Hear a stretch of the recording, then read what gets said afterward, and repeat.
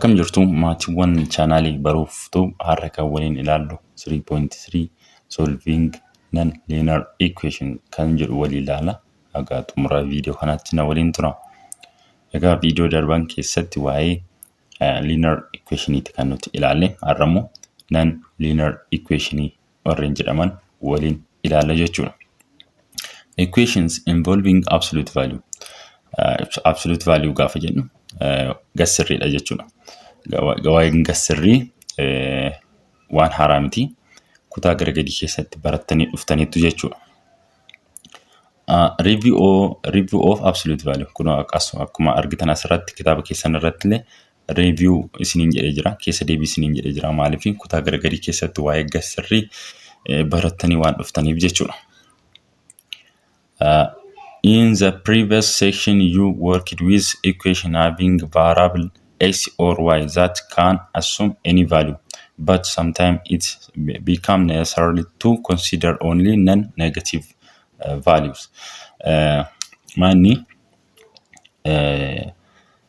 barnoota darbe keessatti jechuudha. Toopikoota darban ilaalaa turre keessatti waa'ee maalitti equationii variableota qabanii yeroo hojjennu gatii isaanii barbaadaa turre. Yookiin immoo kun akkuma argitan x fi y waliin barbaadaa turre. Gatiin isaanii positiivas negatiivas nu kennaa turanii. Garuu asirratti immoo yeroo tokko immoo absolute value fa'a equationonni ni jiru. Akka absolute gatsirrii jechuudha. Absolute value fa'a yeroo nu kennaman isaanii maalidha? Isaan gatiin isaanii yeroo hunda non-negatiividha jechuudha. Positiivaanidha kan nuti barbaannu jechuudha yeroo mara. Gatiin absolute value yeroo mara positiividha jechuudha. Positiividha kan isaan ta'an non-negative jechuudha. Yeroo hunda non-negatiividha kan isaan ta'an. If you consider distance, it always non-negative. Yoo ilaaltan distance jechuudha. Fageenya yeroo ilaaltan manni yeroo hunda non-negatiividha. Negatiivii miti jechuudha. Yeroo hunda non-negatiividha jechuudha. The distance of number x is located on the real line from the origin, either a positive or zero. Kana jechuun isaa amma fakkeenya number line tokko fudhattan akkasitti jechuudha. Ifama. Kun akkasitti fudhattan kana waan number line yoo jettanii fudhattan ishii kana horizontaalii kana jechuudha. Number line jettanii fudhattan bakka kana 0 jettanii fudhattan asiin immoo negative 1 yoo jettan jettanii asiin negative 2 jechuudhaan bifa kanaatiin yoo itti fuftan jechuudha. Asiin immoo 1 and 3 jettanii yeroo itti fuftan seeraan sarartanii isin barreeffachuu dandeessu. Isin ibsuudhaaf jecha bifa kanaatiin yeroo fudhattan distance number x is located on a real line from the origin, either positive or zero. Kanaga distance fakkeenyaaf 0 irraa kaatanii haga 2tti osoo deemtanii. Kana jechuun haga 2tti osoo deemtanii. Asiinis 0 irraa kaatanii gara negative 2tti osoo deemtanii distaansiin inni 0 irraa qabu jechuudha. Distaansii negatiivni 2 0 irraa qabuu fi distaansiin 2 0 irraa qabu wal qixa jechuudha. Kana jechuun distaansii isaa fageenyi isaa wal qixa, kanaafuu positiividha jechuudha. Kana jechuun absolute value nu ibsuu danda'a. Maalsaa nu ibsuu danda'a? Distaansii isaa fageenyi isaa fageenyi negatiivaan ibsamu jechuudha. Akkuma fiiziksii keessatti beektan fageenyi negatiivaan hin ibsamu jechuudha. Kanaafuu ifadha jedhee ilaala. Akkasumallee 0 yookiin maal ta'uu danda'a jechuudha. 0 yookiin positiiva ta'uu danda'a malee negatiiva ta'uu hin danda'u jechuudha. akkuma argitan asirratti 0 ta'uu danda'a. Maaliif distaansiin bakka sanaa amma fakkeenyaaf bakka kanaa kaatanii bakka kana dhaabattanii bakka kana ga'uuf distaansii 2 haa jennu. Garuu bakkuma kana yoo dhaabattan distaansiin isaa maal ta'a? 0 ta'a jechuudha. Bakkuma kana yeroo dhaabattan 0 ta'a jechuudha. Kanaafuu distaansiin negatiiva ta'uu hin danda'u. Maal ta'uu danda'a? Pozitiivii yookiin 0 ta'uu danda'a malee negatiiva tasumaallee ta'uu hin danda'u jechuudha. If x is at the origin, distance is 0. Kun akkuma nama isin ibse origin yeroo jennu gaa 0 dha. Bakka 0 irraa ta'e jechuudha. Origin yeroo bakka 0 ti. Asumarra yoo dhaabatee ture maal jenna? Originii makanarra yoo dhaabatee ture jechuudha. Namni kun originii kanarra yoo dhaabatee ture maal ta'a? Distaansiin isaa 0 ta'a jechuudha. Bakka fageenya deemee hin qabu jechuudha yeroo kanatti yeroo 0 ta'utti. Kanaafuu absolute value faana wal qixa jechuudha. Maaltu distaansiin absolute value faana wal qixa.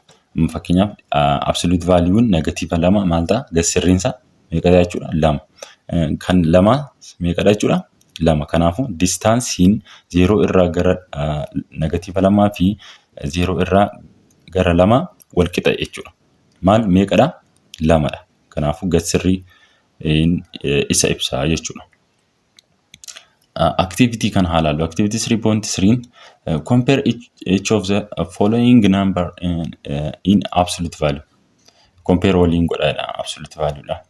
Inni kun absolute value 2 meeqa ta'a? 2 ta'a. Absolute value 3 meeqa ta'a? Negatiiva 3 ta'a jechuudha. 3. Kan isa kanaas akkasuma kan biirra jirus kan 6 ja'ummaa kan negatiiva 5 immoo absolute value negatiiva 5 meeqa ta'a jechuudha. Gassirriinsa 5 ta'a. Compare waliin godheedha. Eenyutu as keessaa kamtu caala? 2 an yoo ilaaltan maal ta'a? 3 ta'a jechuudha. Irra guddaa lamni irra xiqqaa 3. Akkasumas kanas akkasumatti hojjettu siirra kan jirus bifuma kanaan hojjettu. Kun ulfaata jedhee yaadu. Maaliif kutaa garagadii keessanitti kutaa garagadiitti seeraan barattanii dhuftaniitu jechuudha. Siirra kan jirus akkasumaan hojjettu. 1/4 fi negative 1/2 gassirriinsaa meeqa ta'a? 1/2 ta'a jechuudha. 1/2 eenyutu caala? 1/2 tu caala. Akkasitti keessu compare godhinu jedheera waan ta'eef compare gootanii akkasitti keessu. Itti aansuudhaan isa kan haalaallu. Kamtu caala? Radical 10 negative radical 10 immoo 3 tu caala. Absolute value keessa galchitu isa kana 3 jedha. Kamtu caala jechuudha? C kana caala. Hidana caalaa jechuudha. Radical 10 irra guddaati 3 akkasiin barreessitu. Isa kanas akkasuma jechuudha. Shiitanas bifuma kanaatiin barreessu pozitiiva ta'a jechuudha. 1/3 ta'a. Isa kana absolute value keessa yeroo galchitan. Isa kana immoo 0.3 dot. Inni kunis pozitiiva ta'a. Yeroo kanatti eenyutu caala jechuudha. Yeroo kanatti eenyu caala jechuudha.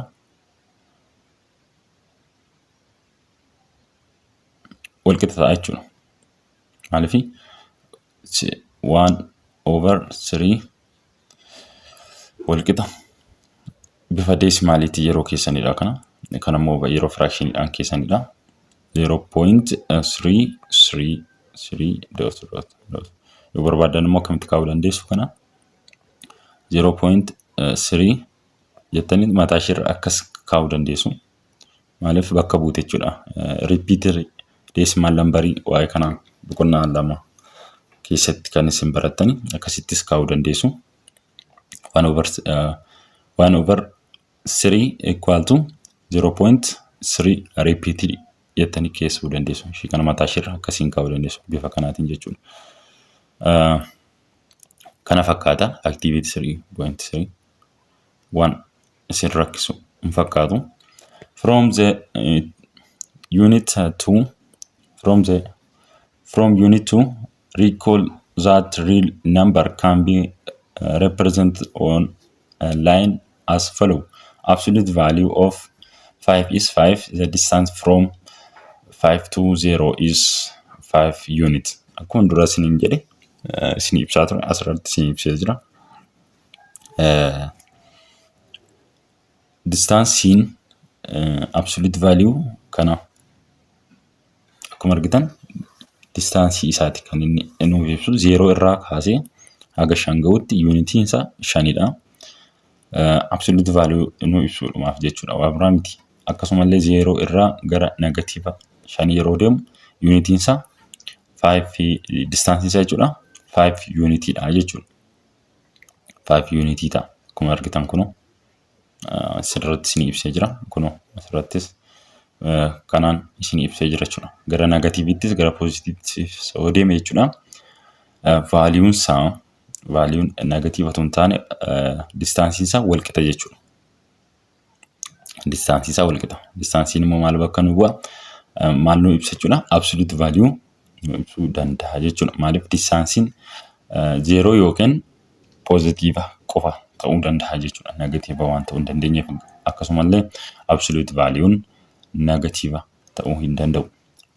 From this it is possible to determine the distance of each point represented a number located far away from the origin or the point represented 0. Akkuma dura isin ibsaa turedha. Wanta adda ta'e hin jiru. Example 1. Let A and B be point on the number line with coordinate 5 and 5 represented. How far the point A and B from the origin? How many points are the equal distance from the origin on the number line? Isini ibsan ture isuma example dhaan fide jechuudha asirratti. Akkuma argitan A fi B nu kennee jira pointii number line irra jiran with number line with a coordinate 5 and -5 represented. Bakka pointichaa kana nu kaa'ee jira. Akkamitti barreeffattu isa jechuudha. Akkasitti hojjetan maal ta'a? Point A as jedha, point B immoo as jedha. Pointii as jechuudha. Bakka kana 0 yoo jettan as 5 -5 yoo jettan -5 yoo jettan bakka kana immoo pointii kana immoo pointii bakka kana jechuudha 5 yoo jettan how far are the point A and B from the origin? How many points are the equal distance from the origin? Bakka kana jechuudha bakka kana 0 originidha. Kan inni fagaatu origin irraa meeqadha jedha. Point A fi point B. Origin irraa immoo fagaata distaansiin isaa 5 unit jechuudha. 5 unit. 5 unit gaafa jennu unit ishiin jennu kun seentimeetiras ta'uu danda'a, kiiloomeetiras, meetiras ta'uu danda'a jechuudha. Unit gaafa jennu. Akkasuma inni kunis origin irraa immoo fagaata 5 unit fagaata jechuudha. 5 unit. Maalifi absolute value bakka nu bu'a jechuudha distaansiin. Kanaafuu ishii kana -5 kana jechuudha. -5 absolute value gaafa jettan meeqa nu kenna? 5dha. Distaansiin isaas 5 irraa fagaata jechuudha. Kuni ifadha baay'ee isin rakkisu. Kanaafuu maal jedha? Solution isaa immoo the distance of A and B from the origin is 5 units long on the real number line.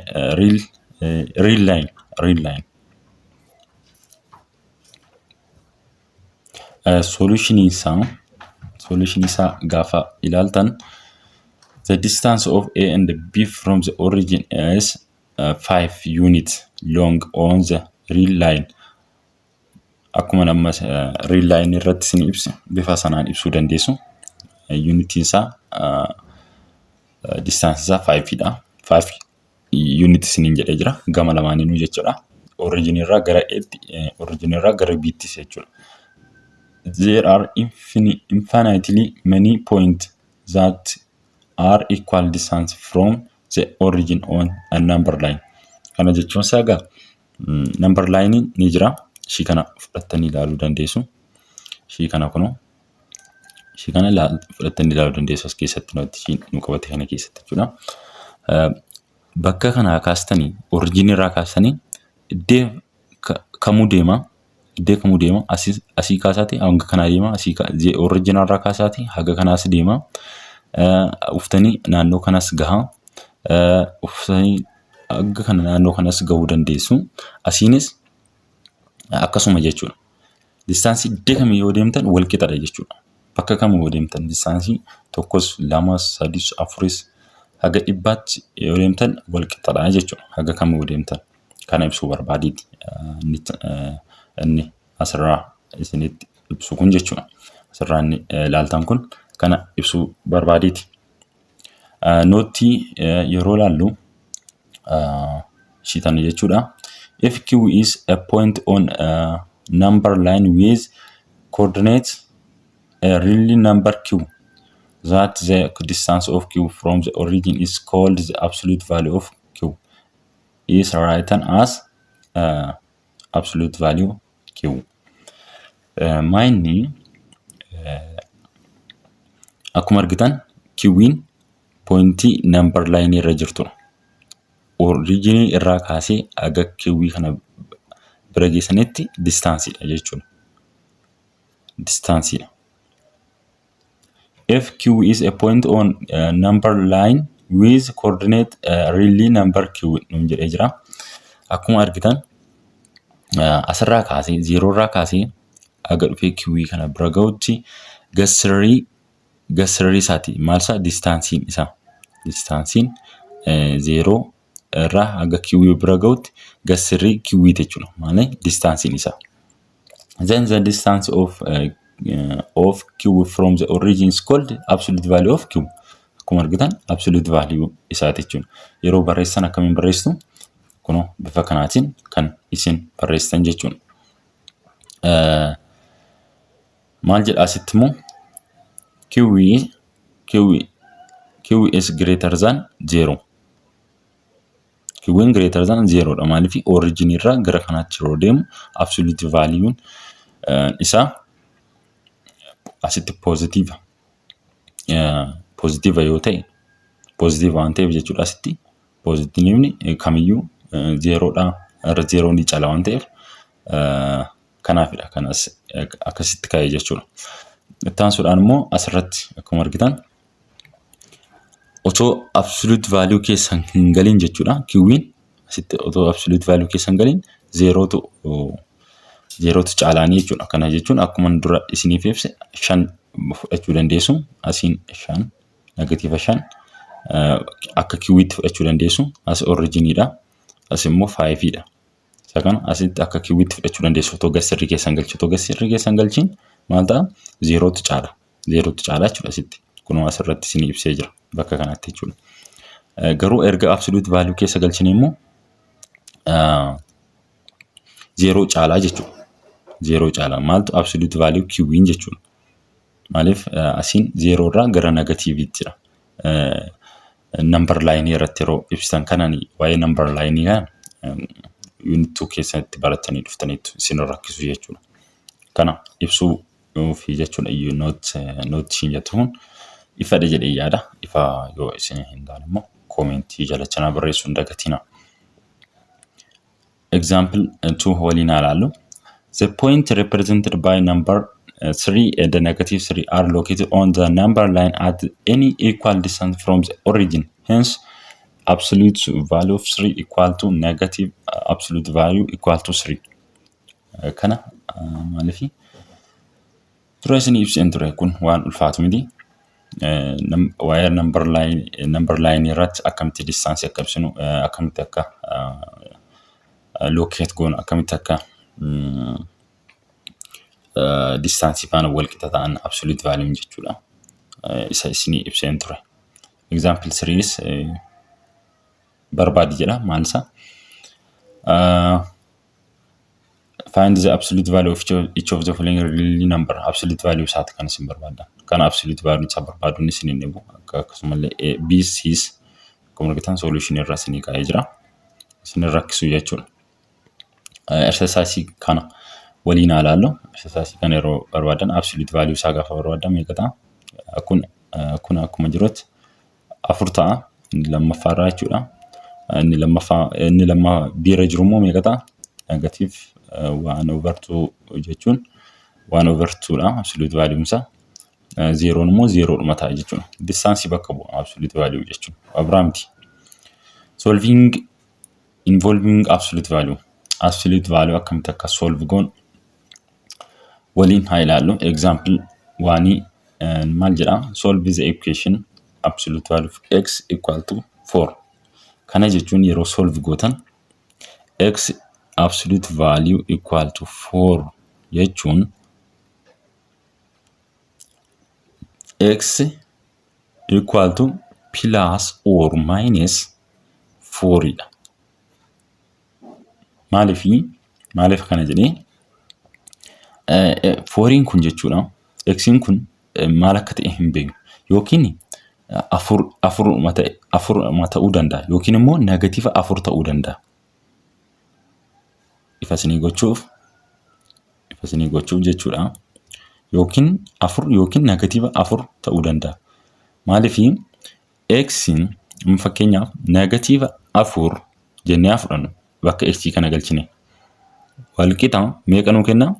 4 ta'uu danda'a. 4dhaan nuu kenna jechuudha. X kun 4 ta'uu danda'a, negative 4 ta'uu danda'a. Yeroo negative 4 ta'u kun negative 4 kun akkasitti ilaaluu dandeessu. Meeqa nuu kenna? 4 nuu kenna.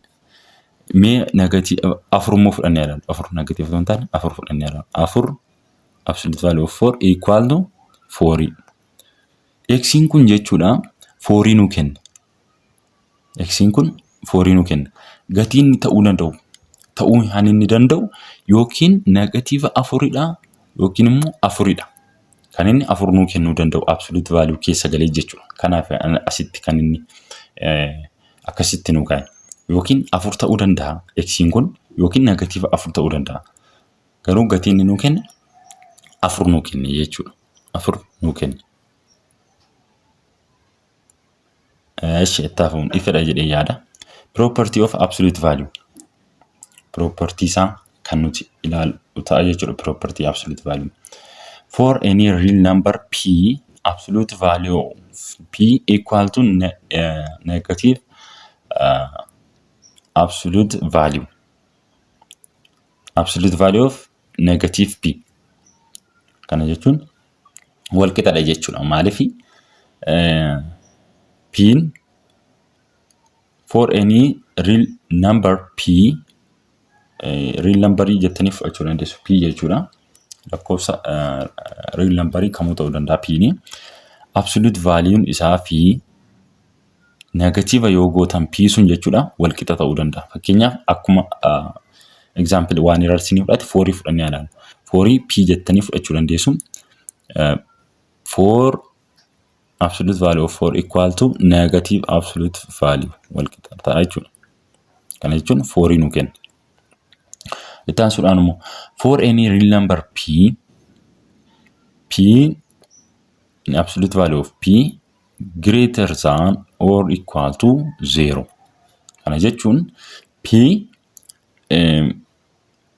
negative isaa ta'u negatives fudhachuu dandeessu, positives fudhachuu dandeessu, zeros fudhachuu dandeessu. Maal ta'a? Wal qixa 0 yookiin immoo irra guddaa 0ti kan inni ta'uu danda'u. Fakkeenyaaf negative 4 fudhachuu dandeessu. Negative 4 maal ta'a? Kana ta'uu danda'a. Irra guddaa 4 yeroo fudhattan negative 4 ta'an 4 yeroo fudhattan maal ta'a? irra guddaa 0 ta'a jechuudha. Negatiiva 4 soo fudhattan negatiiva 4 soo fudhattan irra guddaa 0 ta'e jechuudha. Maaliif ishiin kun yeroo gasri keessaa baatu 4 ba'a jechuudha. 4 immoo irra guddaa 0 ti. 0 fudhattan 0 fudhattan 0 gasri keessa oolchitan walqixa ta'a. Walqixa 0 ti ishii kun walqixa yookiin irra guddaadha jechuudha. Kanaafidha 0 yookiin walqixa irra guddaa nan jedha. For any non-negative number p, x equal to p means x equal to p or x equal to negative p. Akkuma dura for irratti isiniif ibsaa ture jechuudha. Asirratti kun asirratti isiniif ibsaa ture asii bakka kanatti ishii ibsaa jira jechuudha. Kana jechuun ishii kana nu ibsa akkuma dura isiniif ibsa. Kana jechuun non-negative p jedha. Non-negative p. P non-negative jechuudha. Positive yoo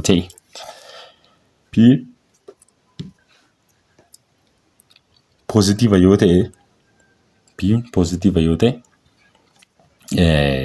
kana jechuun yeroo akkatti ibsitan x'n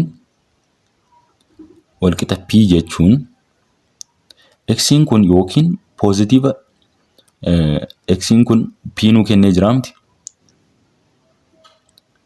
X'n kun p nu kennee jira.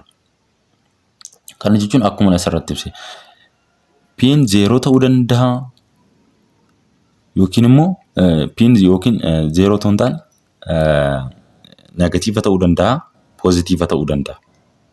Akkuma asirratti for irratti isinii hojjedhe solution kana keessatti example 1 keessatti isinii hojjedhe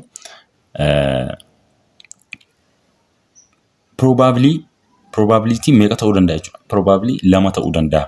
Yookiin positive yookiin negative akkasitti qabachuu dandeessu. Example kana keessatti ilaalu. Example kana keessatti kana akka x itti fudhattu. Akka x itti fudhattu. Maaliif x absolute value as keessatti akkamitti isin ibse example 1 kana keessatti akkuma absolute value keessa warreen jiran akka x itti fudhattaniiti kan isin ilaaltan jechuudha. Kana jechuun x plus 7 absolute value dhaan hin jedhamti walqixa negative 14 or jettaniit x plus 7 equal to 14 jettu. Bifa kanaatiin kan isin hojjettan. Akkuma dura isiniin jedhe x example 1 keessatti isiniif fudhadhe negative absolute value of x equal to 4 jedhe kana jechuun maal jechuudha? X'n walqixa negative 4 or x'n walqixa 4 isiniin jedhe isa kanas bifuma kanaatiin hojjettu. Kuno akkuma p ishii kana 14 kana akka p itti fudhattu 14 kana akka p itti fudhattu akka kuno property sadii irratti argamu kana jechuudha. P'n akka 14 itti fudhattu. Kana jechuun x immoo akka maalitti fudhattu? X immoo x plus 7 itti fudhattu. X'n akka x plus 7 itti fudhattu. Kana jechuun x plus 7 x akka x itti yeroo fudhattan ishii kana qofa jijjiirtu jechuudha. P qofa.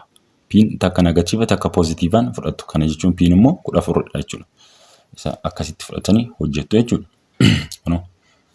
Sana booda maal gootu gatii x ti kan isin barbaadan. Gatii x ti. Kun asirratti ifaadha jechuudha. Gatii x ti kan isin barbaadani. Kana jechuun x plus absolute value x plus 7 jechuun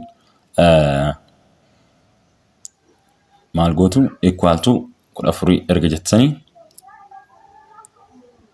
kan isin jijjiirtan maanni ishii kun negative 14 takka immoo 14 positive takka negativean kan isin jijjiirtanii hojjettan jechuudha. Maaliif possibility inni ta'uu danda'u laba qofa jechuudha. Innis yookiin positive yookiin negative kan inni ta'uu danda'u. Kanaafu sana booda gatii x yeroo barbaadan maal argattu jechuudha. Or jechuudhaan hojjettu jechuudha yeroo hojjettan. Or ishii jettu kan akka hin dagan. Or ishii jettu kan faana hojjettu jechuudha. Yeroo x barbaadan bifa kanaatiin kan isin hojjettan jechuudha. X yeroo barbaadan gama lamaanii yeroo negative ta'u positive ta'u x gama lamaaniin barbaadanii argatu jechuudha. Kanaaf x inni tokko meeqa ta'a? Torba inni tokko negative 21 ta'a jechuudha. Hence x is 21 and x is equal to 7 are solution of equation. Solution isaa ta'a jechuudha. Solution isaa ta'a jechuudha. Keessa galchitanii ilaaluu dandeessu. X 7 yoo galchitan amma fakkeenyaaf x 7 yookiin immoo galchitu 20 negative 21 yeroo galchitan wal qixa meeqa nuu kenna jechuudha asitti. 14 nuu kenna. Akkuma asirratti argitan 7 yoo galchitan meeqa ta'a asitti? 7 yoo galchitan 14 ta'a. Absolute value of 14 immoo 14 nuu kenna. Asitti immoo 21 yeroo ta'u negative meeqa ta'a? Negative 14 ta'a. As keessa 21 galchitan jechuudha bakka x kana 21 galchitan negative meeqa ta'a? Negative 14 ta'a. Negative 14 immoo absolute value keessa galchitan 14 argattu. Kun baay'ee kan ulfaatu miti. Example osoo example 3 tiin darbiin remark kan haalaalu. Remarking kun maal jedha?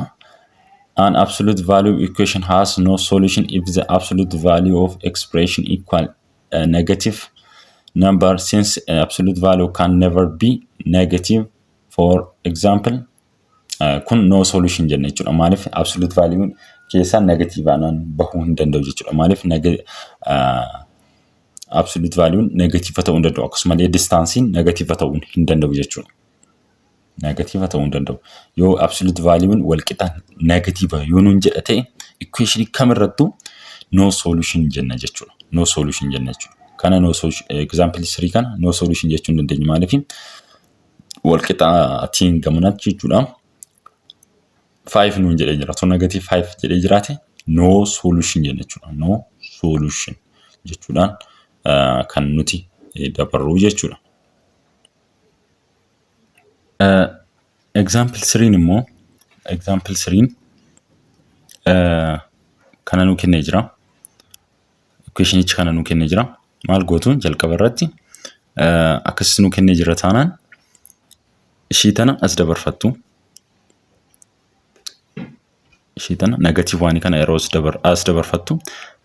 Ishii tana immoo akkuma jirtuun keewwattu jechuudha. Yeroo as dabarsan maal argattu?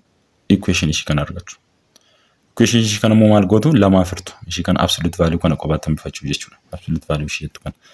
Gaafa lama afurtan gama lamaaniin maal argattu? Equation ishii tana argattu. Equation ishii kana erga argattanii bifa isa kan fakkeeffattan jechuudha. Ishii tana fakkeeffattanii jechuudha. Ishii kami amma example keessatti ishii hojjenne kun ishii kana.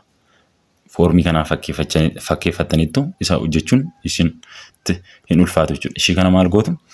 Ishii kana akka x tti kan isin fudhattan, ishii kana immoo akka p tti kan isin fudhattan. P yeroo isin jedhu akka property absolute value keessatti isinitti hime jechuudha. Kana jechuun ishii tan jechuudha. Kun akka as keessatti isin ibse. X akka x tti fudhattan isinitti hime jira. 2x minus 1 akka maalitti fudhattu? Akka x tti fudhattu. 3 immoo akka maalitti fudhattu? Akka p tti fudhattu. Isa jijjiirtaniit kan isin hojjettan jechuudha. Mee waliin ilaalluuti itti deebina jechuudha. Equation keenya ishii kamidha? Ishii tanadha. Maal goona amma jechuudha? Erga ishii kana arganne 2x minus 1 equal to 3 or 2x minus 1 equal to negative 3. Akkasitti hojjechuu dandeessu. Yoo barbaadan akka kitaaba kanarraas hojjechuu dandeessu. Ani isinii salphatu garuu bifa kanaatiin yoo hojjettan isiniif bareeda ta'a jechuudha. Akka property of absolute value keessatti isinitti hime bifa kanaa yoo hojjettan isiniif bareeda ta'a jechuudha. Mee isa jalqabaa kana solution isaa barbaannu ishii kana. Maal ta'a? 2x minus 1 jechuun maal ta'a? maal gootu 2x minus 1 equal to 3 jechuun maal gootu 2x equal to 3 plus 1 ta'a. Negatiivni kun positiivaan as dabarte jechuudha. Sana booda maal argattu 2x wal qixxu 2x wal qixa 4 ta'a. Gatiin x as keessa over 2 gootu. Sana booda x-in qobaatti hafa 2dhaan badasitti jechuudha. X-in qobaatti roof gatiin x keenya meeqa 2 argan. Gatii x keenya 2 argan. Kan isa tokko jechuudha. Solutionii 2 qabamti re. Gatii x keenya tokko 2 arganne kan isa lammataa immoo barbaannu. Isa kana jechuun 2x minus 1 equal to negative 3 immoo barbaannu. Samoonni maal ta'a 2x equal to 3 minus 3 plus 1 ta'a. Ishiin kun plus as dabarte. Sana booda 2x in qobaatti nafu 2x equal to negative 2 ta'a kana. Over 2 in qobaatti x qobaatti bifanna. Meeqa ta'a? X wal qixa negative 1. X wal qixa negative 1 kuno asirratti isin hojjetee jira. Barbaadan akkan isin immoo hojjedha. Karaa kana isin salphata jechuudha. Karaan amma isin hojjedhe. Maal jijjiirtu ishii kana negative takka positive takka negative gootu sirii kana jechuudha. Barbaadan immoo akka kitaaba kanarraattis hojjechuu dandeessu. Solution isaa tokkuma ta'a jechuudha. Itaan sudhaan immoo exercise 3.9 waliin ilaalla. Video taanu keessatti jechuudha. Haga sanatti nagaa naa tura.